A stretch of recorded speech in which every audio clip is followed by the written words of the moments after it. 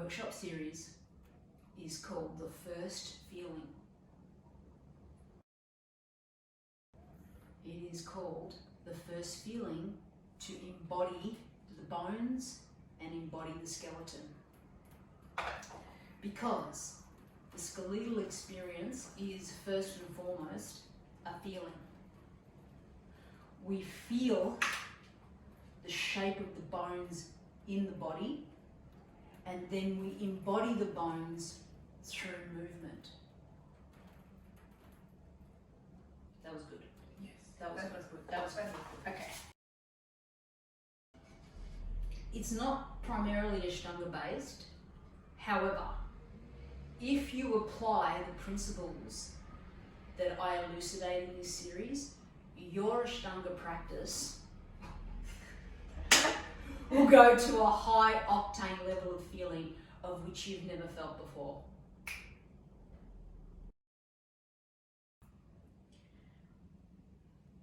When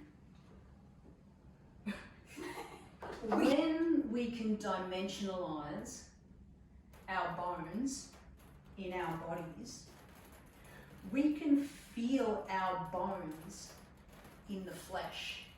And it's almost as though the bones can sink and also float in this fascial matrix and this soft tissue, which allows less muscular support and more skeletal stability. Now, what that does is it allows us to sink and release to sink.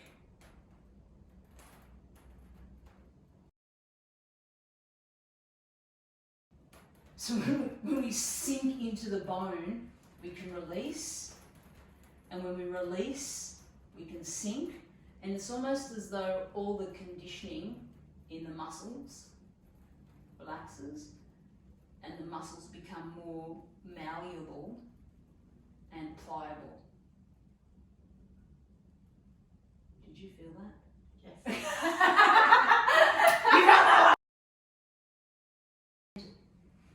When we sink in, it's almost like we're sucked into the bone. And when we're sucked into the bone, we're supported from the ground and from within. Because the bone is the ground, and the bone is a pana. So it's that grounding, earthing energy. And then we can organize ourselves around the bone. So the bone holds the full stability and support of all the muscular tissue and the fascia without us having to grip around it. Yeah, that was good. Yes. That was the one. Yes. Okay. How do you organize yourself is how you feel. And how you feel Great. is how you organize yourself. So how are we going to get to this skeletal experience? First, we're going to understand all of the bones, terminology, skeletal anatomy.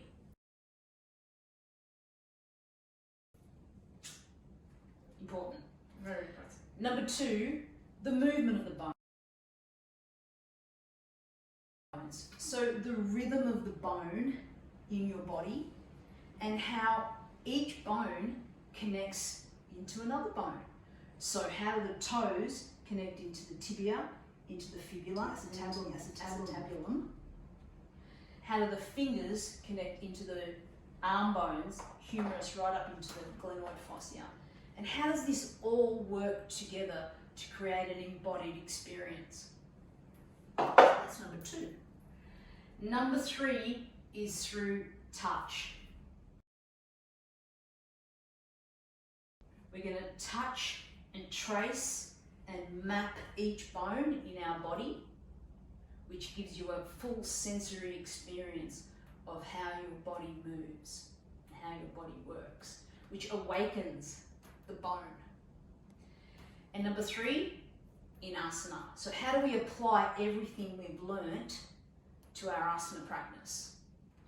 Let's see how it works. So the first part of the practice is tracing the bones in the body and mapping each bone and using the mapping and tracing experience to release the fascial binding in the bone. Why do we want to trace these bones? Tracing is a process of awakening sensory experience. Every time we touch the bone with sensitivity and breath and relaxation, the periosteum, which is the outer bone wrapping made of blood vessels and membrane, that periosteum is awakened inside of the body. And just by tracing each bone and understanding how each bone works, that periosteum awakens. When the cells of the bone are awakened, the very awakening of those bones give them more efficiency and more functionality, which brings more pleasure to movement. Yes, pleasure to movement and more pleasure in your practice. I don't know about you, but I want a pleasurable practice. I'm over suffering in my practice. I want to feel alive in my practice from now on. We'll not only trace our own bodies to understand where bones are, how they move, and to awaken the periosteum, but we'll also engage in partner tracing.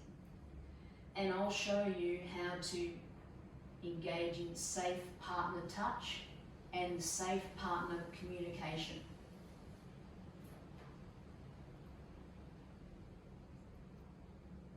Yeah, and safe partner comfort.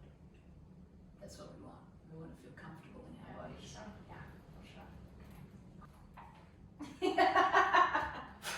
Fucking hell. I don't remember where is in the body. I lost my dressing.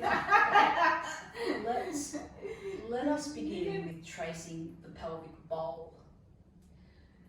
The pelvic bowl is made up of 2 innominants, one pelvic half, the other, and the sacrum. One innominant is made up of the ilium, the pubis, and the ischion, which magically converge together into the receptacle of the hip joint, which is the acetabulum. Now, if you know how to feel and map this part of your body, your whole experience in your body is going to change. Button. So let's do it. Start at your belly button. And you're going to use your fingertips to trace down your abdominals all the way to the pubic bone, and you'll start to feel the superior face, yes, there, of your pubic bone. So let's just breathe into that and gently start to massage that superior face. Can you feel that? Yes. Yes, right. Now, from the pubic symphysis, can you trace to the right? Yeah, that's it, good. There, pause. Now you'll notice that you have hit fascial muscle sheathing that's quite dense. Can you feel that? You can't go any further. Right. So go back over to the pubis. Yes, and stop there at the pubic symphysis. And I'm going to ask you, Nasty, to roll over to your left side. Good, excellent. And bring your hand underneath. Yes. So you're going to trace here underneath the inferior ramus, yeah, of the pubic bone, and all the way through to the ischium bone. Gently, yeah, and let your fingers sink into the sitting bone, and let your sitting bone sink into the fingers. Can you feel that? Finger like thinking. Just gently massage that. Right, and let that periosteum wake up. Good. And now just gently trace up the back. I want you to come this way. Yes. Gently. All the way. Yeah, good. Into your sacrum. And into your tailbone. There. Just let your fingers sink into your tailbone. Yeah. And your tailbone sink into your fingers. Yes. Take some breaths. Right, and just feel good. Just feel the shape of that whole ilium. Can you feel that, Nasty? Yeah. Yes. Okay. Just release your hand and let your leg come back to center, and just tell me how that feels when you straighten your leg out, whether you've got more. How does that feel? It's easier. It's like Free. relaxed, Free, mobile. mobile. Yes. Yes. Did you feel that like Yes. your buttock muscle is more pliable? Yes, it's more. Yeah, more rotation, external rotation. Oh. Totally. Let's map the facial bones and the cranium. I'm going to ask you to bring your fingers onto the top of your eyebrows. Yep, and just slowly, and I mean slowly and gently, start to massage across the top of the eye socket, and then down the outer edge. Yep. And then down underneath. Yeah. Just pause there and just feel. Yes. Just feel the depth of your eye socket there. And then across your nose cavity. Yeah, slowly. Right, and just feel how delicate and complex all of those facial bones are. Yeah, and that's it. Let the breath come in. Yep. And then let's just come across the cheekbones. Yeah, there. Just feel underneath there. Just feel the depth of that cheekbone. Good. Great. And then down the jaw. Slowly down the jaw, across the jawline, and just feel how deep, that jawline is. And just feel this, Nasty. Just feel if you can connect the jawline to your pubic bone. Yes. Yes? Yeah. Can you feel that? Yeah, I feel. Yeah, so, and then connect your jawline to your xiphoid process, and then into your into your pubic bone. Can you feel that? Yes. Great. Okay, now bring your hands up into your cranial bones. Yeah, just start to massage your cranial bones. Ooh, see? You feel that? Just start to loosen those cranial bones. Ooh, yeah, off your pubic bone.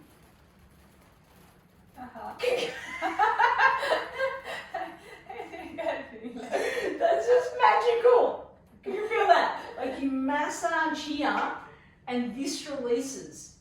Can you feel that? Yeah. Amazing. Connect your cranial bones, fingers into your armpits. So connect your fingers, your cranial bones into your armpits. Can you feel that? I think so. Yeah, can you feel that? And now connect your armpits into your acetabulums.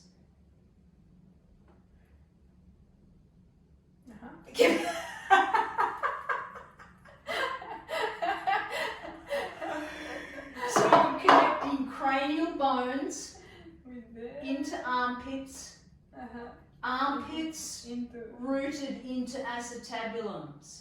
Yeah. So this whole trunk is rooted in hip joints to armpits, armpits to acetabulums. Oh yeah. Can you feel that? Yeah, I feel it. Strong. Strong. So can you imagine how to integrate that into asana? So for example, if you're in warrior pose, can you integrate your armpits, so this glenoid fascia, into the femoral head, and your femoral head into your armpit? Can you feel that? Yes. So that's how you, when you map the bone and you can feel the depth of the bone, how you can reorganize the structure from within, rather than trying to grip around muscle and soft tissue.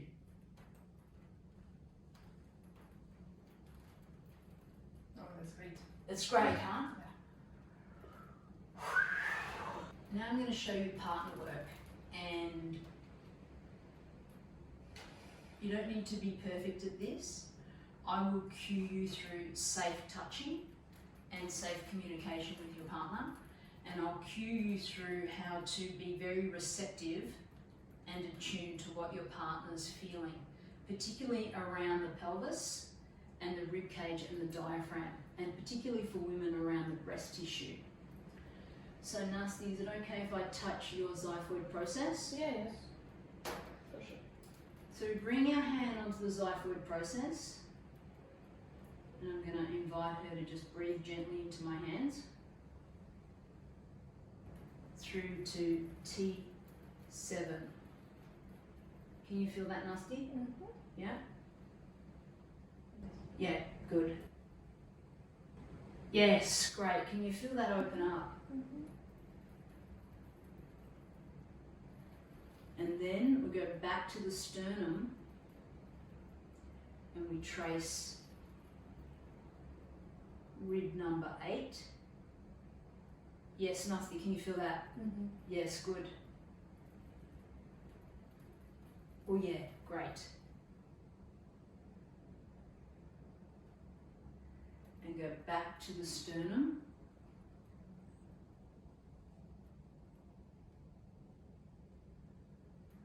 And trace rib number 6. Now rib number 6 all the way up to rib number 2 is going to interface with the scapula. So we might ask our partner to lift up their arm. Good, Nasty, to lift up their arm, yes. And just allow their humerus to release as we start to map. Yeah, rib 5. Can you feel that, Nasty? Yes.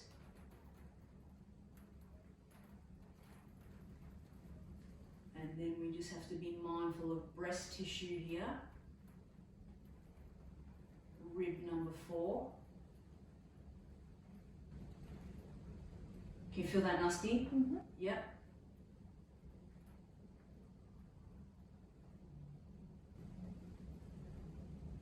And then I'm going to come up here and I'm going to go straight to rib number 2.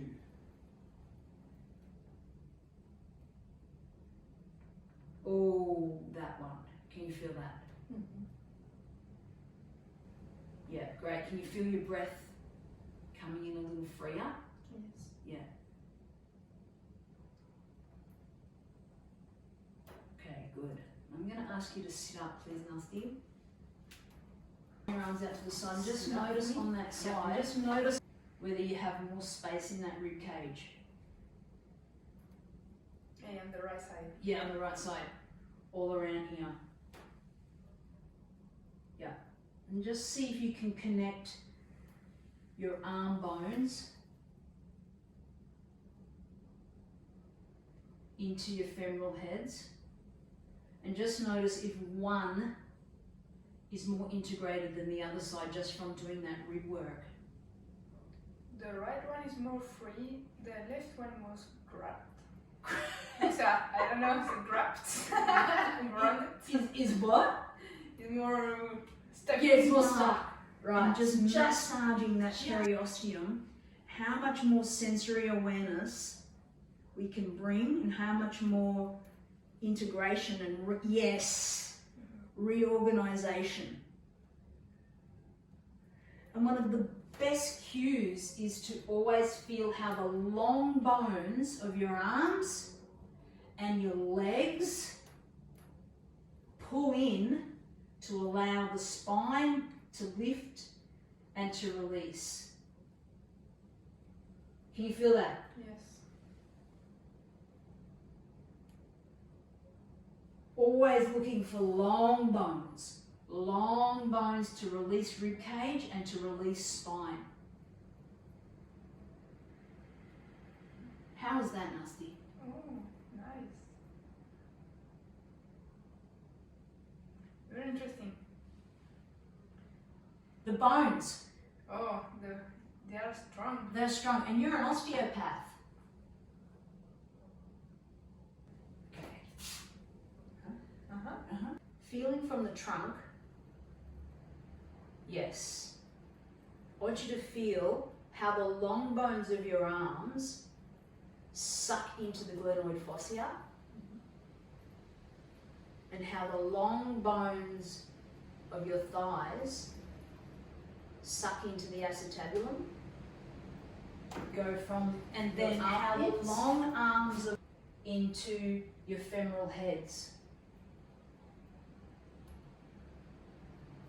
Can you feel that? Yeah. So you've got this moving into here, Yeah, I feel it.